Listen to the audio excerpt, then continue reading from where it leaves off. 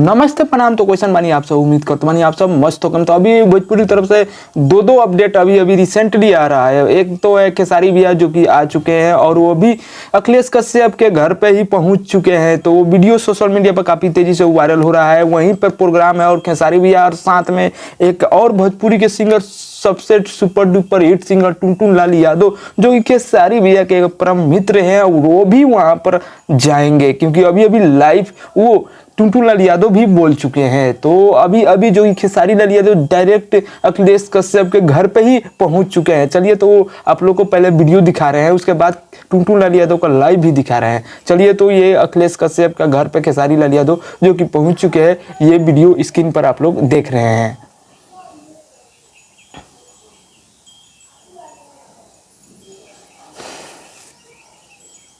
रही बात टुनटुन लाल यादव का लाइव के, तो चलिए वो लाइव वीडियो दिखा रहे हैं जो कि टुनटुन लाल अभी अभी लाइव आकर अपने यानी कि अपने फैन को कहते हुए जो कि यहाँ पर मेरा प्रोग्राम है खेसारी भैया के साथ में, तो वो भी लाइव वीडियो आप लोग को सुना रहे हैं।